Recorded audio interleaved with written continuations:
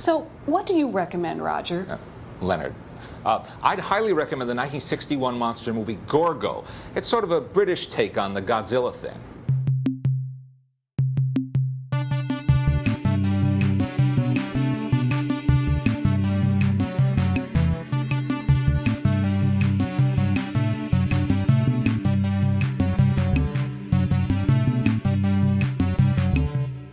This time we watched Season 9, Episode 9, Gorgo. In which a monster as tall as a building destroys...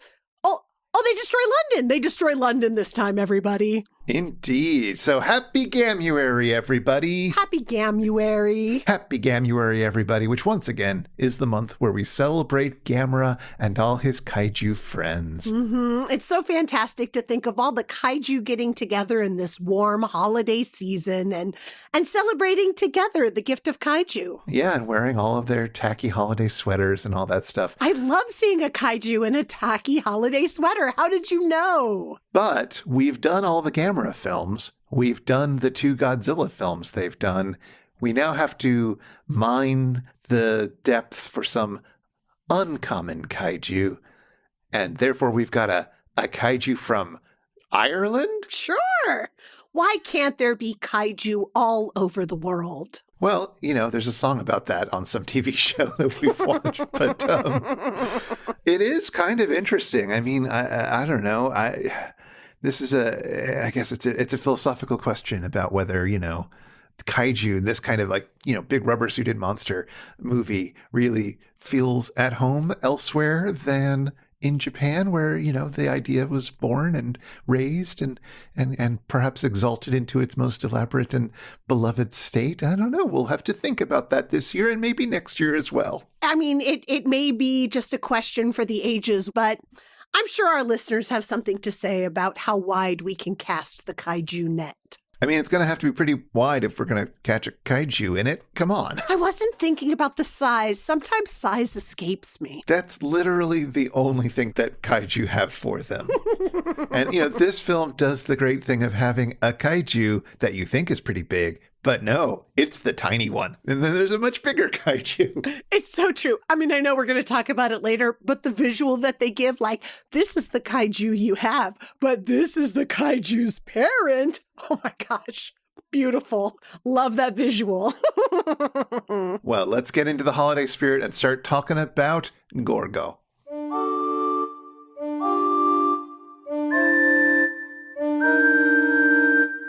This time we watch Season 9, Episode 9, Gorgo. We open on a ship that has divers in the ocean. Seems like it's a crew of treasure seekers who are diving in these waters to find valuables. But there's a strange light on the water and then, boom, volcanic activity? What? A new island forming? Whoa! Huge waves nearly capsize the vessel and force our treasure seekers to find a harbor for repairs. They dock at Nara Island, and Captain Joe and Sam go to seek help from the locals. Immediately, there is a large amount of hostility flowing between the locals and these treasure-seeking interlopers. There's even a wholly unnecessary man posturing match with the local harbor master, who's, you know, also an archaeologist of sorts. The harbor master tells Joe and Sam that they can only stay one day, even though their repairs will take much longer. Because of this, Joe and Sam suspect there is something very valuable near this island, especially since some divers have gone missing recently. In helping the search for the missing divers, Joe and Sam find valuable coins and see a really scary-looking thing in the water. Later that night, the monster comes out of the water and terrorizes the island a bit.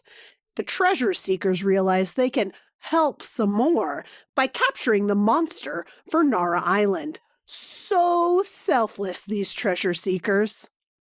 Joe and Sam manage to capture the monster, who will be called Gorgo, then decide that rather than bring this specimen to the University of Dublin, they could bring it to London, give Gorgo to the circus, and make a lot of money. What? Treasure seekers taking advantage? Why, I never.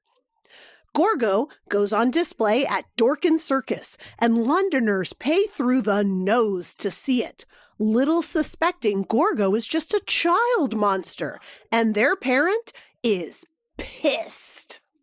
Gorgo's parent begins by destroying Nara Island, then journeys to London across the sea. The entire UK Navy is ineffectual at stopping it, though much stock footage of ships and planes and bombs and stuff is thrown at Gorgo's parent.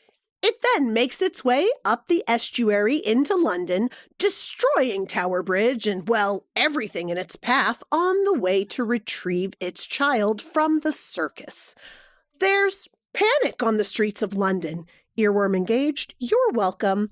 London even diverts like 4 million volts of electricity in an attempt to kill the parent for daring to want its kid back. But this does no damage except to make its mouth a little frothy. With parent and child reunited and a clear path of destruction back to the water, Gorgo and their parent leave London behind. Because it turns out monsters the size of tall buildings don't give a crap about us, despite our fears and threats. They just want to be together, go home, and be left alone. The end. Meanwhile, on the satellite of love, Crow's Head is a perfect nest for the Spix's macaw. But it's a big bird with big eggs, and weasels keep trying to get at those big eggs. It's a real problem. I mean, in reality, the Spix's macaw is actually a kind of smallish bird weighing about 300 grams or 11 ounces, but hey, I guess we're not here to wonder about science facts. Down at Castle Forrester, Bobo keeps beating Brain Guy at arm wrestling. Then they check in with Pearl, who's in Los Angeles, hanging out with film critic Leonard Maltin. Anyway, watching Gorgo this week is his idea. He kind of likes the movie, actually. Inspired by the harbor master in the movie, who looks a bit like the Irish playwright Samuel Beckett, the bots put on a production of Waiting for Gorgo. It's like Waiting for Godot, but this time, Gorgo, played by Mike Nelson, shows up and lays waste to everyone.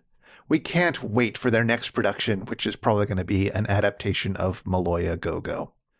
That's one for you Beckett fans out there. Then Mike is all excited. He's managed to snag a copy of the William Sylvester version of Trivial Pursuit.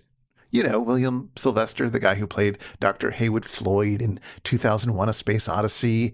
Dr. Floyd is the character in the early part of the movie, the one who goes up into space to investigate the monolith before all the business with Hal and Dave and all that. That guy. Yeah. Anyway, he's also in Gorgo. He plays the first officer.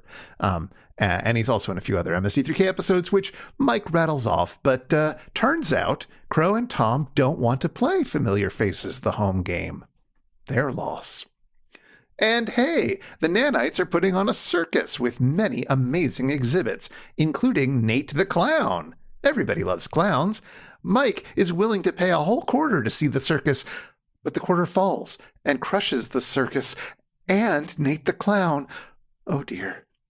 And then Tom and Crow want to make a Women of Gorgo cheesecake calendar. And so Mike scrubs through the movie trying to find the few frames of the film that feature a woman. Well, anyway, Pearl wants to know why Mike and the bots aren't suffering, and she and Leonard Maltin try to figure out the worst movie possible. Something with Mickey Rourke and Eric Roberts, perhaps. Now, when this episode came out in 1998, the only film that matched that description was The Pope of Greenwich Village, which most people think is pretty good. Oh well, at least Maltin got to plug his video guide, which gives Gorgo 3 out of 4 stars. What do you think, sirs? Quote, good sci-fi story of captured baby sea monster put into London circus and gigantic parent coming to rescue it. Exciting special effects. 3 stars. I don't understand how he could say 3 out of 4 stars, but then tell Pearl that this movie put his interns into a coma or something, right? Like, how are these two things simultaneously true, Mr. Maltin? Mr. Siskel, Mr. Ebert. Pearl never gets his name right, so why should I? Well, there's a lot of movies in the book. And, if you see a lot of movies professionally, sometimes you're just excited to watch London being destroyed for once instead of Tokyo. And you're like, that's cool. Tower Bridge went down. That's fun. I mean, it is why I would give a rave review to Independence Day. Perhaps now more than ever. There you go. Right? So you hadn't seen this episode before. No, because it's Sci-Fi Channel, right? And there's very few of the Sci-Fi Channel episodes I'd actually seen. Well, and I also hadn't seen this episode before, similarly, because for listeners who haven't been with us for the whole journey, back in the day, I moved out of my parents' house and stopped watching during season 8. So, I stopped in for a few of the special episodes. I watched the final episode when it aired, of course. But I hadn't seen all of them. And now that we've been doing this show, although it's been many years, I've sort of saved many of the episodes to watch fresh. So Gorgo is also new to me. But also, it was kind of an obscure one for a lot of people because this episode was aired twice on the day it premiered in July of 1999. And then they found out, oops, they hadn't properly secured the rights. Oh my gosh, is this like a kaiju phenomenon for the MST3K crew? It is apparently. So it wasn't legitimately accessible until it was released on DVD in 2013. Oh my gosh. So there were some people who could tell the tale of, well, I got to see Gorgo, everyone. Sure. And they circulated the tapes, I'm sure. Oh, but, yes. now you can even just go to the YouTube channel and watch it there. So that's nice. That is very nice. I mean, yeah, I guess things that are obscure are getting less and less these days, even in MST3K circles. I'm mostly happy about that. Yeah. What did you think of this episode? It was a fun episode, I guess. The Gorgo movie was, I don't know, like for some reason, like Godzilla movies seem really fun, and Gorgo didn't seem very fun until maybe London was actually being destroyed. I don't know. It seemed like a lot of stock footage. It was a lot of stock footage, and apparently the director, whose name is Eugène Lourier, when the film was finished, he took home a print and just edited out all of the stock footage for his own private use, is my understanding. Oh, God, it would make it a much shorter movie. I suppose it would. I mean, they even riff about it, right? This would be a much shorter movie without us, sir. It was a great riff. Yeah. And there were definitely some fun riffs in this as well. But And it has the kaiju formula of having a Kenny, right? Our Kenny is a small Irish boy named Sean, so, cool.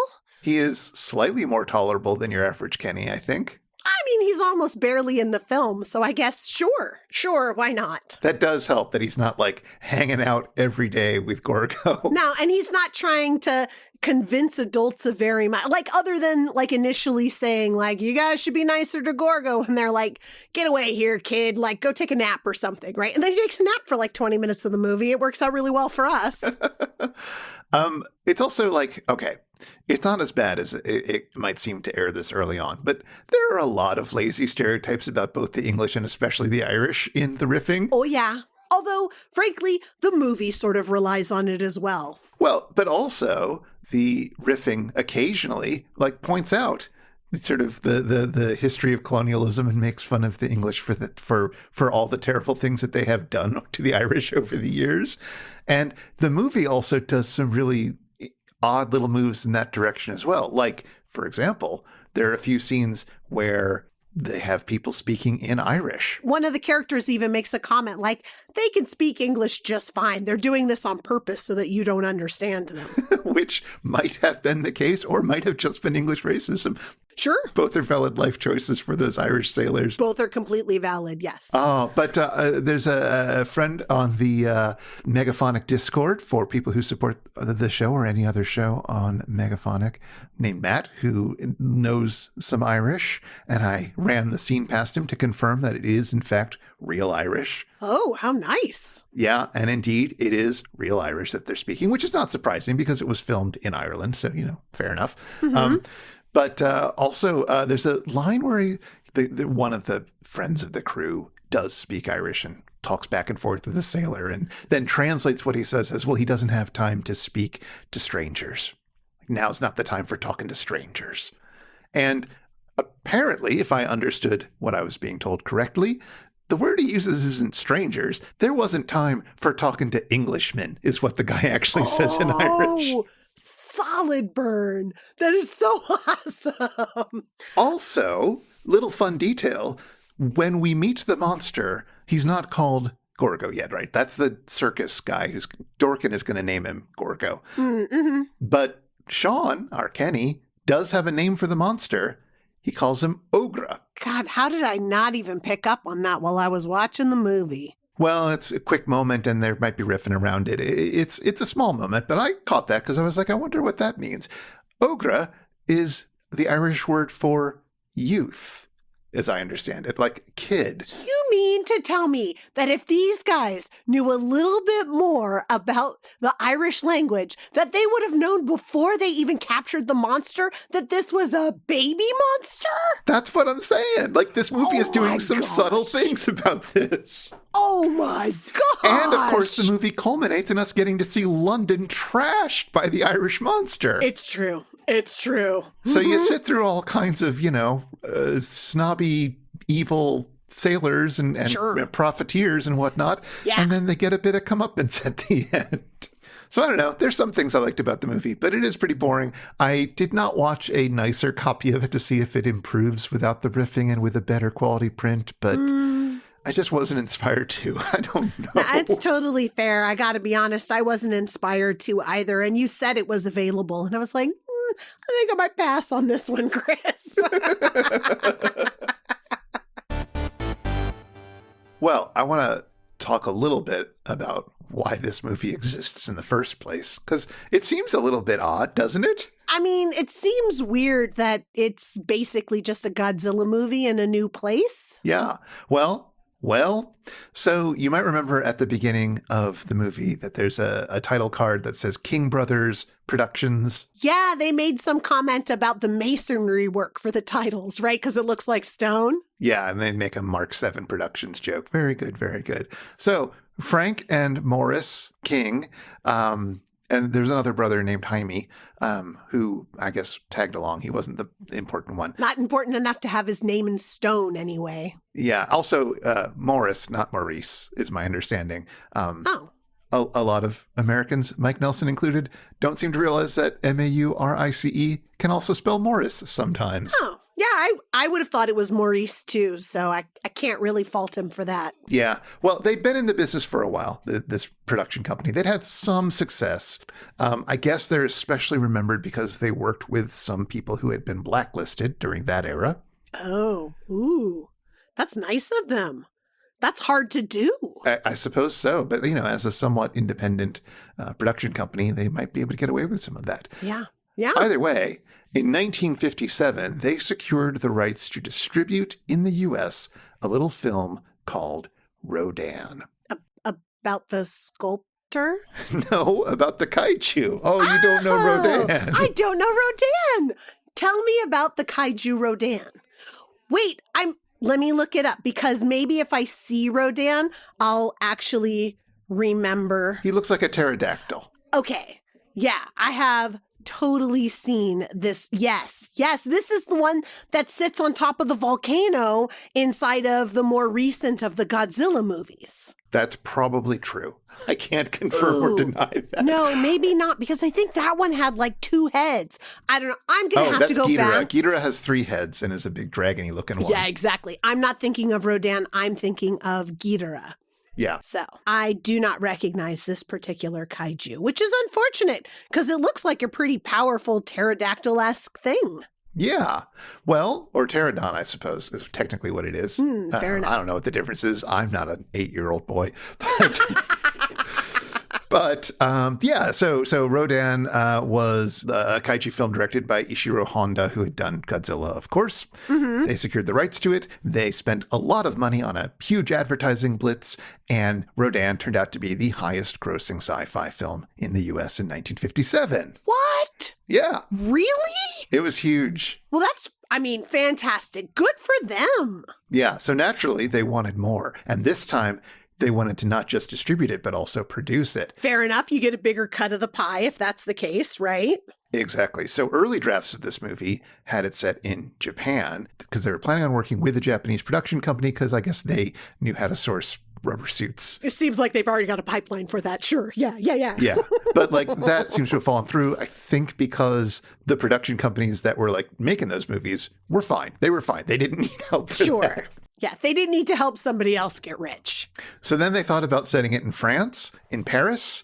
But like, what's the problem with setting this movie in Paris? I mean... That's right. You'd have to have Gorgo swimming 100 miles up the Seine to get to Paris. It's kind of a long ways. I don't know. Apparently that was the problem. I guess, but if you're distributing this in America, who the hell knows how long the Seine is to get to Paris in America, right? Like, I'm talking a very small percentage of the population. They probably think London is just as far from the ocean. You know? It's true, but you also have to think about the UK market, I suppose, which is, of course, where it eventually filmed. Although I also found somebody claiming that at one point they were thinking of setting it in Australia, but then they didn't because who the hell would care if Australia got destroyed by monsters? That is so mean. I think we would all care if Australia was. I mean, it's before Crocodile Dundee, so obviously a lot of America didn't know anything about Australia. But come on.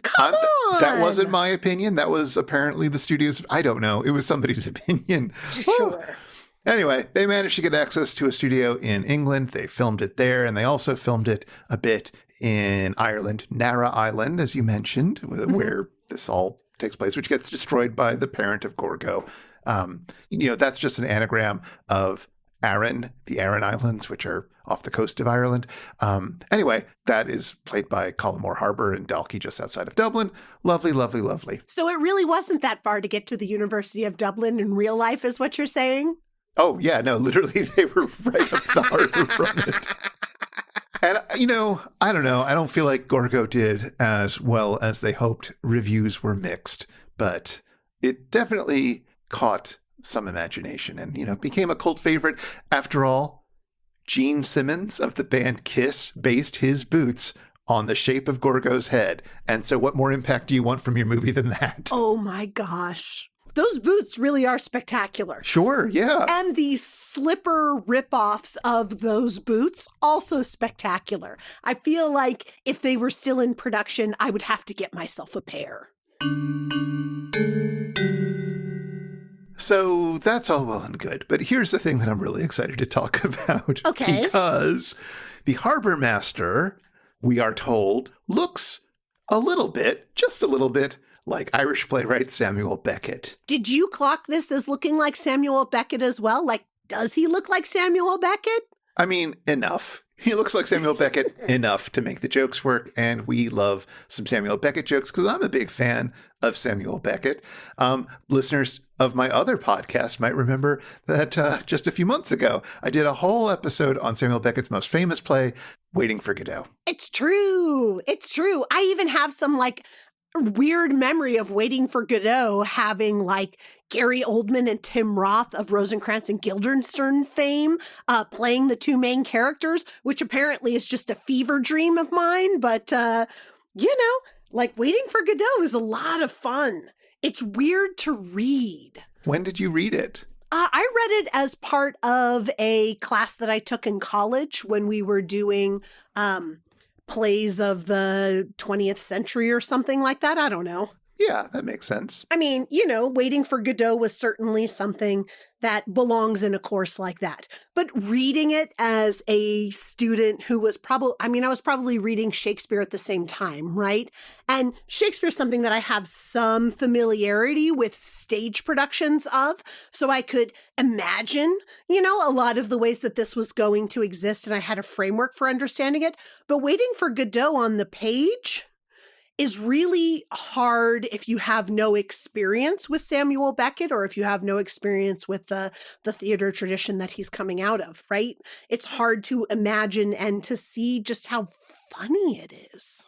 I mean, that's the thing. I think it helps if people tell you that it's funny. I I read it without much information about that, and I think I figured out that it was funny at some point on my own. Yeah, but you've always been interested in language, you know? You've always been interested in that idea of like the effect of repetition, right? Yeah. And the effect of pauses and the effect of silence, right? But also like the effect of varying how quickly you're saying something or how small you're saying something or how big like you've always been interested in that kind of affect. And like for me, it took me a long time, I think, to take something that I read on the page and be able to see that longer than I think it took you. Sure, perhaps. I also think this is a thing that happens with Shakespeare where students encounter Shakespeare in high school, let's say, and aren't told that he's funny. Yeah. And like, he's not always funny on every single line. No. And it's not funny in the same way that, I don't know, Team America World Police is trying to be funny. No, few things are funny in that sort of way. Mm-hmm. Sure. But nevertheless, the idea that like, okay, it's important, serious literature, but it's also like funny, broadly funny. There's slapstick in Shakespeare, and vaudeville is one of the things informing Beckett. So like, funny times. Yeah, we forget that things that are important academically can be something other than deathly serious, you know? Which isn't to say that these things aren't also serious in their ways, but Sure. And some of them are meant to be taken seriously and only seriously. And I don't know, certainly the Oscars has a problem with giving more importance to things that are quote unquote serious than things that have an element of funny. So maybe that's, you know, just a much larger expectation from our media sources. Yeah, absolutely.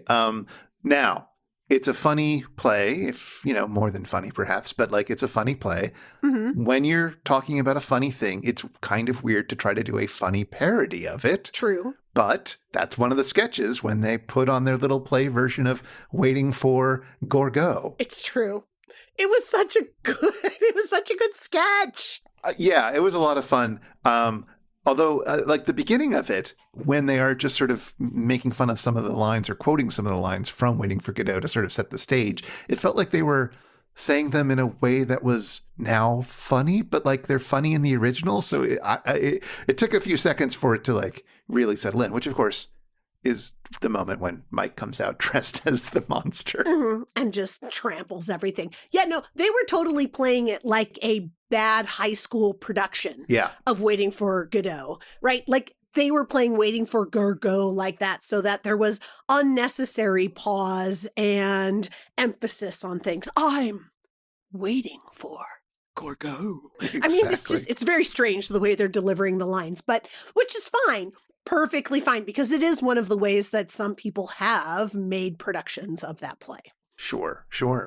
And though this episode doesn't just stick to Godot, which is lovely, there are jokes about many other Beckett plays. Almost all of his major plays get a shout out at one point or another. We hear about Endgame. We hear about Krapp's Last Tape, which I don't know if you've seen or are familiar with either of those.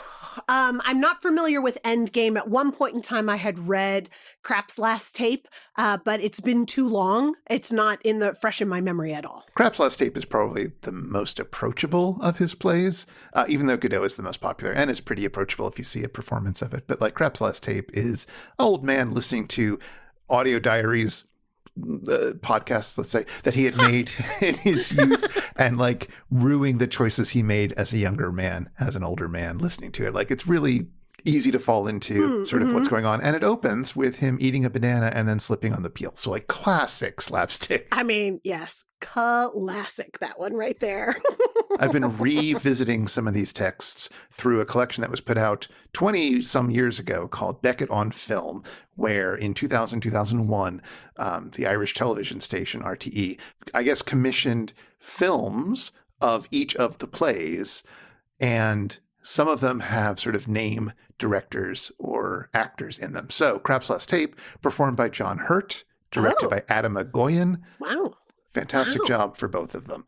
Was this something that they were doing as part of like an anniversary in Beckett's life, or? No, it doesn't really line up with any of his major anniversaries. So I don't know whether there was just sort of somebody managed to get the project funded or what. But either way, I'm glad they did it. They are interesting to go through and might be available on YouTube if somebody searches for it. I'm not Sure. saying it's not legit. So like you didn't hear it from us, but No, might be taken We down. would But never. no, I don't know. It's not. We're not linking to it in the show notes because it's Absolutely not legit. But like it could be on there.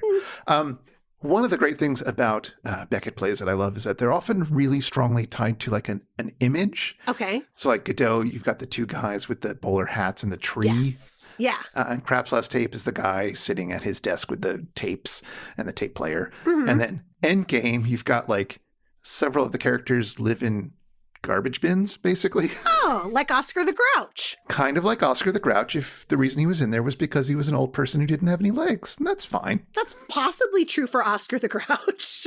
He kind of has a kaiju kind of carry him around all through Sesame Street. And we also get a riff in here about the harbor masters being interrupted by the parent of Gorgo making an attack on the island. And there's a riff where Mike says, I'm working on a monologue for Billy Whitelaw. Quiet, I'm finishing a monologue for Billy Whitelaw.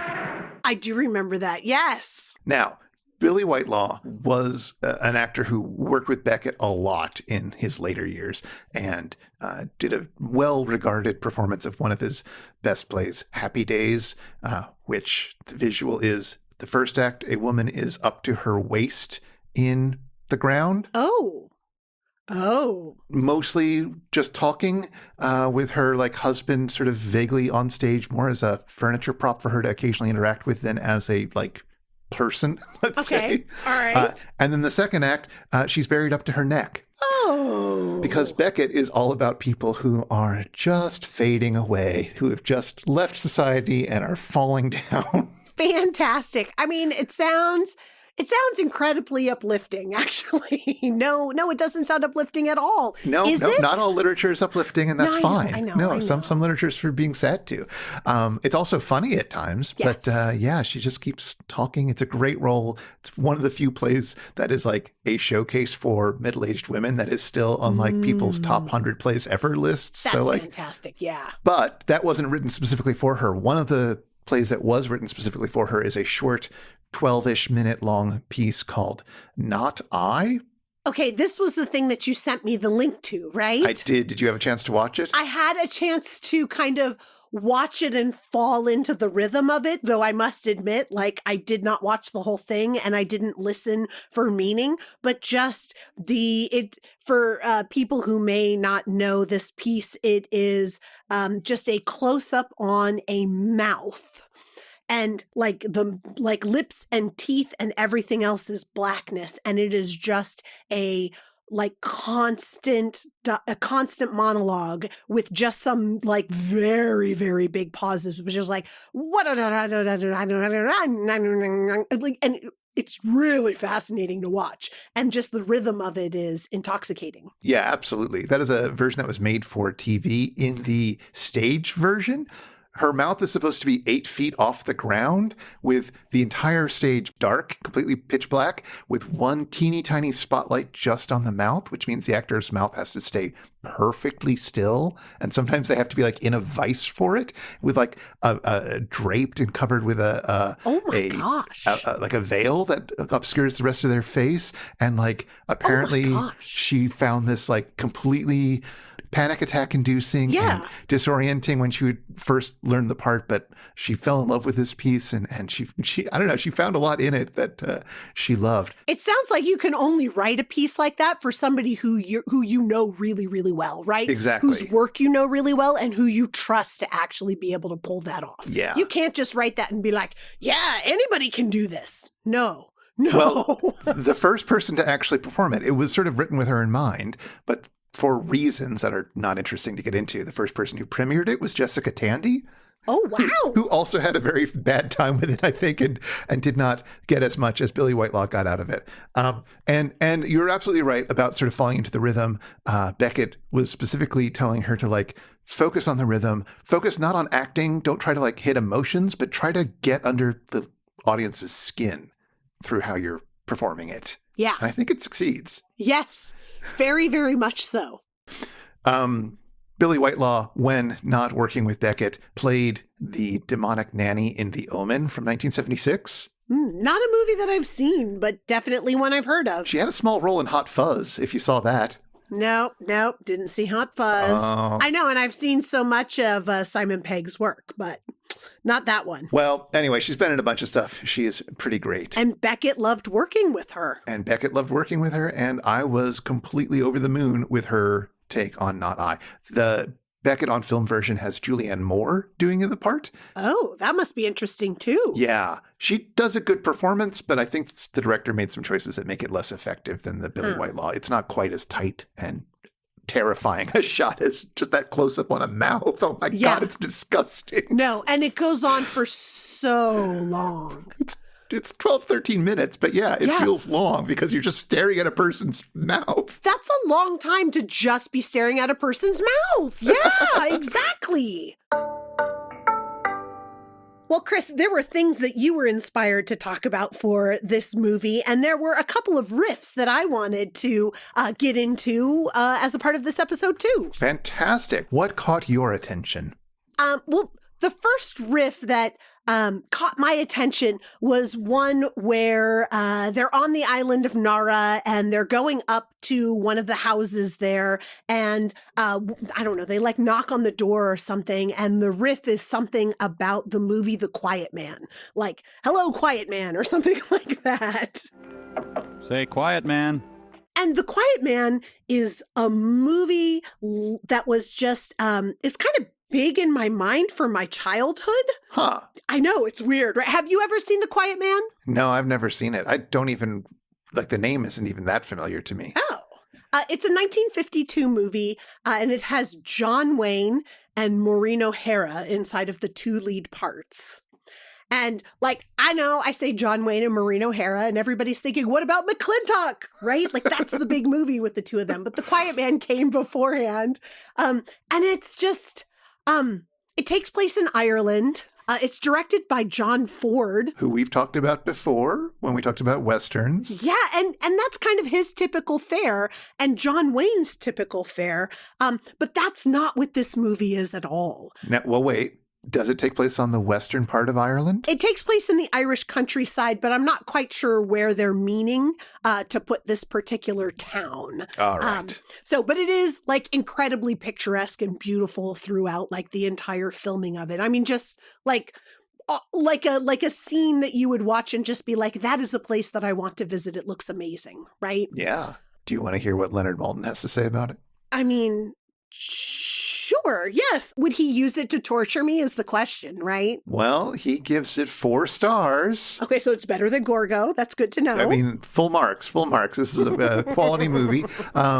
Let's see. American boxer Wayne returns to his native Ireland and falls in love with a spirited lass, O'Hara, but has to deal with local customs, including the payment of a dowry and the young woman's bull-headed brother. Boisterous Blarney with beautiful Technicolor scenery and equally beautiful music. This film was clearly a labor of love for Ford and his Irish-American stars. Yada, yada, yada. Oscar winner for Best Director and Best Cinematography. Very good. And the thing I would add to that, just as part of the John Wayne mystique, the character that John Wayne plays is a boxer who has killed a man inside of the ring. And part of what he's looking for in this return to Ireland and the return to the place where he was born and where his parents were born and where his grandparents were born and everything is looking for a place where he can be a different person, right? Where he is not a murderer, where he is not somebody who is caught up inside of that kind of a cycle. So when he's trying to win over Maureen O'Hara's character, whose name is Mary Kate, Mary Kate's brother doesn't want him to marry her, and he refuses to give him the dowry. And he's just like, I don't care because I don't care about money. I have enough money. I don't need her money. Let's just go home. And of course, for her, culturally, this is a huge thing, this dowry. And it means something because it is hers and she deserves what belongs to her. And so eventually, John Wayne's character has to decide to fight again, right? Fighting the brother is how he gets respect from the town and respect from his wife and finds his place among this town society. Like fighting in the ring or fighting sort of behind like a bar brawl? Fighting everywhere inside of the Irish countryside for like miles and miles. It is an epic fighting brawl scene that like starts out in the countryside on the brothers' property. It tumbles down hills. It goes down the road. They fall into a stream. They eventually hit the bar, call a timeout, have a drink, and then continue the fight all the way down the street again.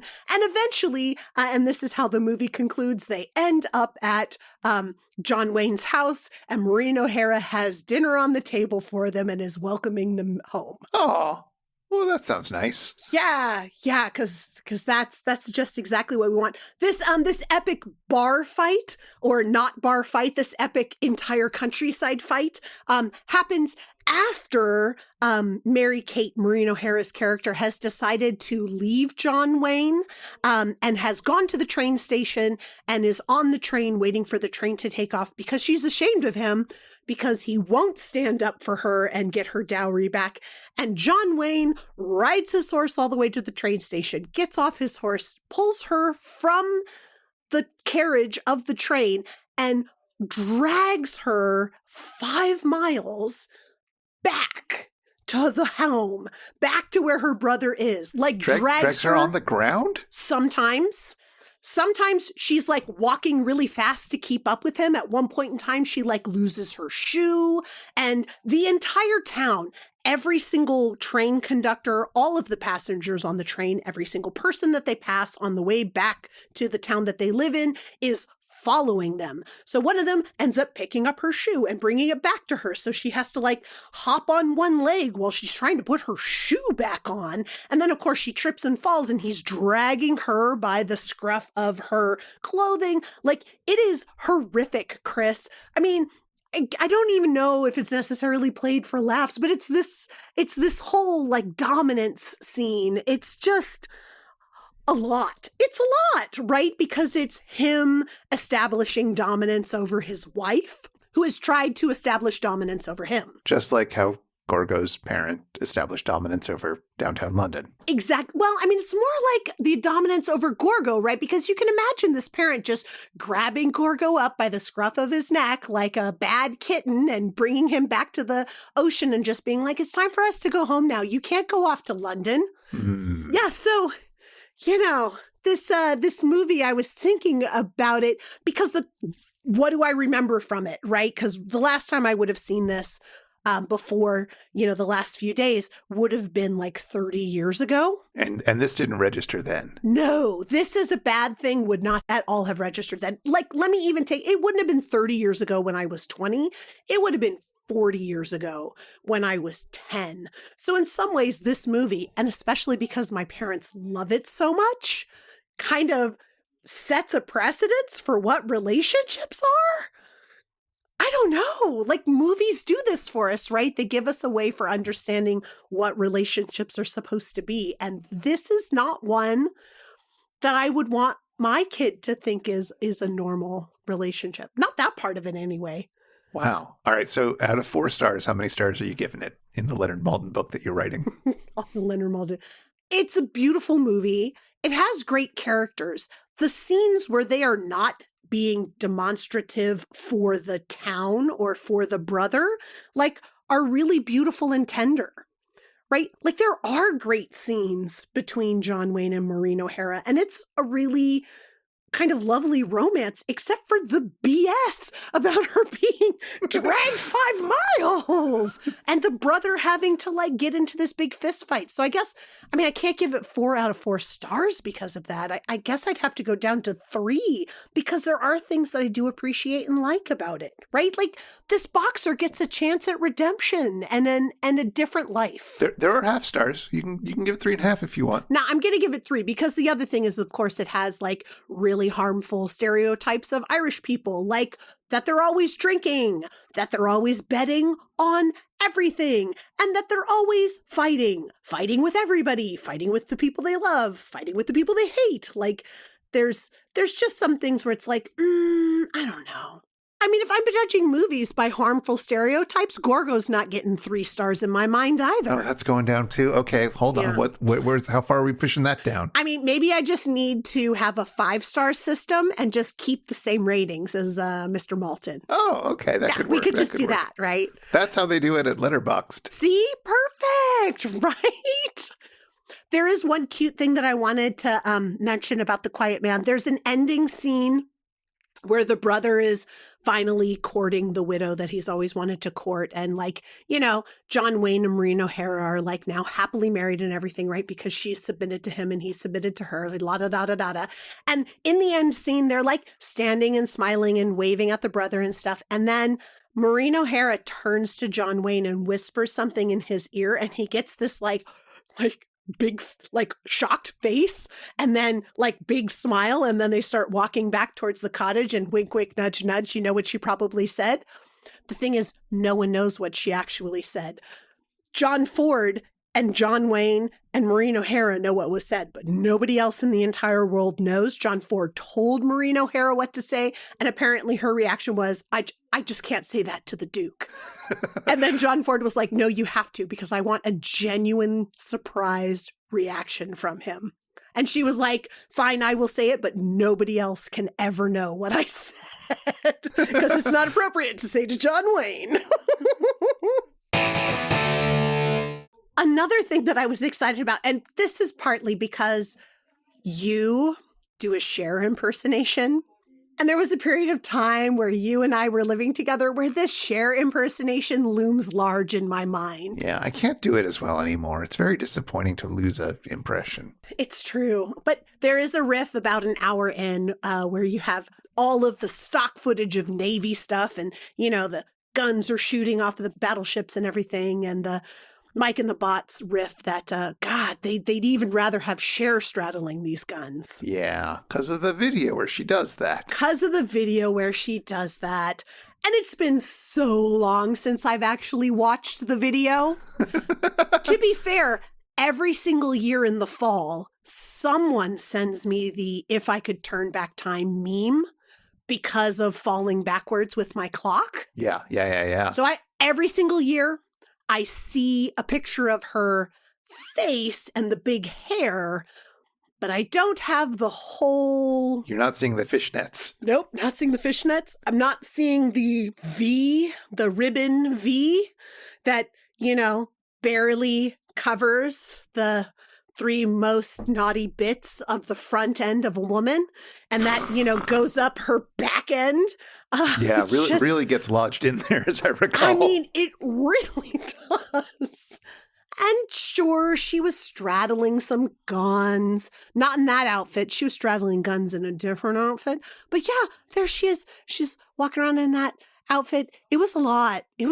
I forgot. It's a great song. I enjoy the song. 1989 is when the video was made. Leonard Maltin enjoyed Moonstruck, which gave it 4 stars. I would give Moonstruck 4 stars as well. No It's question. on the same page as Moon 02, which he only gives 1.5. Yeah. I mean, I do love a good kickin' theme song, right? And If I Could Turn Back Time, decent song, right? And now, Cher, she did a reprise of it, sort of the video, because she did it for a commercial. I mean, I think that's happened a few times. Yeah, but just last year, she did a commercial for a food delivery service about getting delivered a time machine so that she could go back to the 80s because she was humming the song, If I Could Turn Back Time.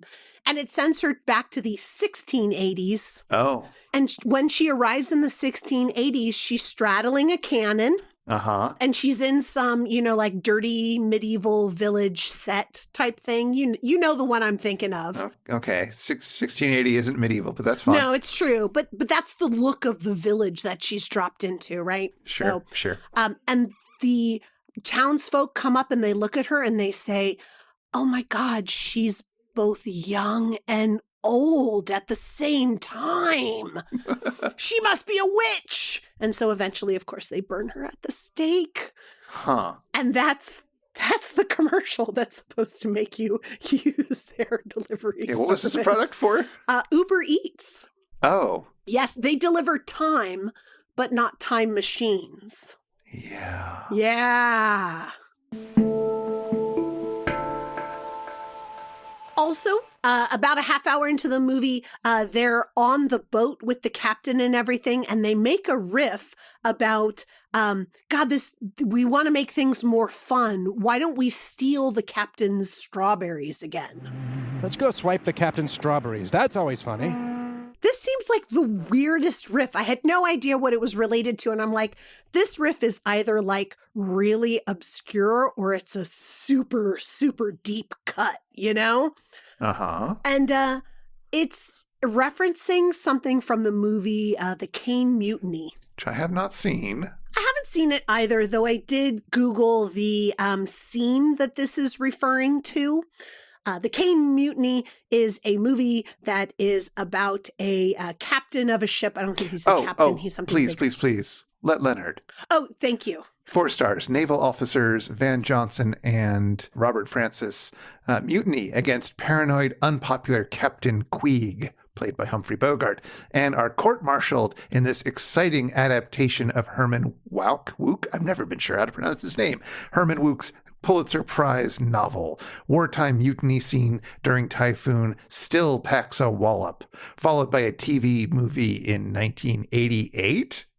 This is a 1954 movie, but 4 stars, full marks. So, people like the Caine Mutiny. And apparently one of the scenes where they're like, oh my God, this guy is way off of his rocker. We really need to move forward with relieving him of duty is when Humphrey Bogart's character is like, okay, so we all had strawberries with our dessert last night, and there were strawberries left in the bowl, and then I went down to get some strawberries later, and the strawberries were all gone. Everyone, stop what you're doing. We need to solve the mystery of the stolen strawberries. And he calls everybody in and has a container that the strawberries used to be in, and it's full of sand, and he has a big bowl next to him, and he's just like, I want to figure out, right? I'm going to prove to you that there were strawberries that were stolen. And so he asks everybody how many strawberries they had, and he scoops out an equivalent amount of sand to show that, oh, look, there's sand left in the container. There should have been strawberries, everyone. And he orders everybody to stop what they're doing at 1 a.m. and solve this mystery. Well, you got to get down to the bottom of these things. I guess. I mean, you got to stomp out corruption at the root. Sure, but the whole time he was scooping these, I'm just like, yeah, strawberries don't work the same way that sand does, my man. Like you scoop out some strawberries, you're not going to get a level scoop of strawberries. You're going to have kind of a heaping mound, right? So I'm not sure that he did prove that there were still strawberries there, but I'm not one of the officers under his command, and I didn't mutiny against him, and I didn't get court-martialed, and I wasn't alive in the 50s. So there's so many reasons why I can't be a part of this conversation. What did Leonard Maltin think of the Mystery Science Theater 3000 movie? Oh, sure. It should be in there, right? Yeah, give me. It takes a bit of time to find it. Private Benjamin. Postman always rings twice. I got to go much further than that. Then there we go. That's too far, isn't it? Midnight Man. No, that's pretty close. Okay. Mm-hmm. See, we were closer when I was at Moonstruck. Yeah. This is Doubtfire, Mummy, Mystery in Mexico. What? Mystery Science Theater 3000, the movie, 3 stars. Oh. Theatrical presentation of cable TV cult favorite, has shorter running time than an average episode, but just as many laughs. Nelson plays a helpless human trapped on orbiting spaceship with crew of wisecracking puppet robots, forced to watch an edited version of 1955's sci-fi outing This Island Earth. Silhouettes of Nelson and his robots appear at the lower right of the screen, and their running commentary during the film is often hilarious. Brief framing setup and occasional break segments throughout are not so clever, especially compared to original series created by comedian Joel Hodgson. Whoa, who's got the deep cut now? That is a long blurb for this book, let me tell you. What a harsh thing to give it as many stars as Gorgo. I suppose so. But one more than Mystic Pizza. Yeah, but one less than the Caine Mutiny. I mean... Well, listeners will have to decide whether it's as good as the Caine Mutiny or not. Well, Chris, we've talked a lot about kaiju. We've talked about the movie. We've talked about the riffs. But do you have a final factoid to share with our audience to wrap this episode up? Yes, there's one point early in the movie where there's a riff that very much made me laugh and feel things, let's say. Let's say I'm not entirely crusted over in my heart, and I felt a little something when Crow starts singing along a few lines that go a little something like this. Oh, they're fine. Okay. They got into port and everyone was okay. They went out for lunch and felt better. Yes. Now, I'm sure you caught the reference there. Did I? Do you know the song that Crow is changing the words to there?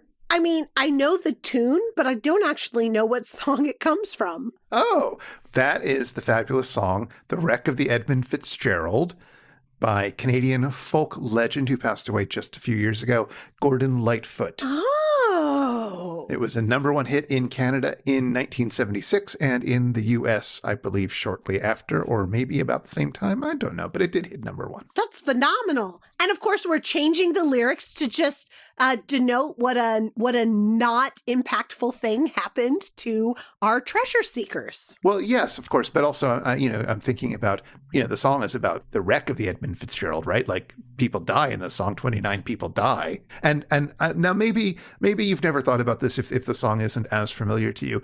But one of the things that I always am reminded of again and again, and each time I hear it, it still baffles me, is so it's based on a true story. Like there was a ship called the Edmund Fitzgerald, which sank and 29 people died aboard it, and it's a tragedy.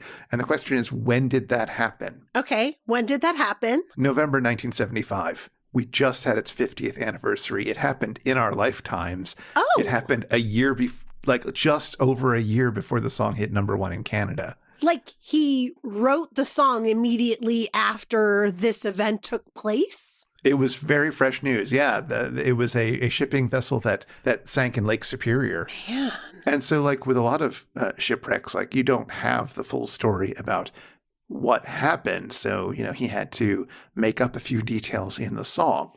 And one of the things that I kind of appreciate is that over the years, when new information was discovered about what exactly happened, he would tweak the lyrics to make them more accurate, just in live shows. Like he didn't go back and re-record it or anything, but like he just kept it updated a little bit to reflect the current state of the understanding of the wreck, to keep it, honestly, more respectful. Oh my gosh, that's so cool. Yeah. That's really amazing. And you have to get like a bootleg tape of some live performance to be able to get the most up-to-date lyrics? I suppose so, yes. That's phenomenal. I'm surprised that they didn't release some sort of live performance on a later Gordon Lightfoot album or on some sort of remaster, right? Of like a greatest hits or something. They did re-record it, but it was sort of before he started changing some of the lyrics.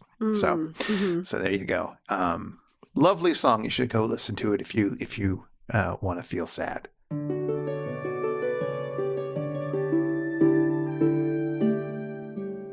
If you've been affected by the issues on this show, if you've seen the 2010 short film Waiting for Gorgo, link in the show notes, or if you'd like to ask us anything, get in touch with us. Our email is info@itsjustashow.com, and we're on Blue Sky, and we'd love to hear from you. This show is made possible by listeners like you, and like our randomly selected supporter, Joshua. Thank you, Joshua.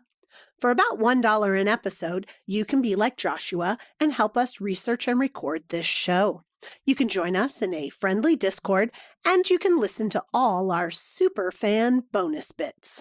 Find out more at itsjustashow.com/Patreon or patreon.com/itsjustashow. And if you want to follow up on anything that was mentioned today, you'll find links in our show notes at itsjustashow.com/episode/188. Well, technically it's still Gamuary, Chris, but I think we've done our kaiju movie. What are we going to be watching next to finish out our month? Well, we're going to be watching something that isn't technically kaiju, but does have something a little large in it, specifically Season 4, Episode 6, Attack of the Giant Leeches. Well, as long as they don't show me like a picture of the mouth of a leech with all of its little suckers. I don't know if I can handle that. I mean, no promises that you're not going to see something like that. It's also got the short Undersea Kingdom Part 1. We're going to get totally wet next time. But until then, I've left instructions with Mothra. If I don't come back, he's gonna wreck this joint. counting plankton is really hard. Take it away, Theme Squad.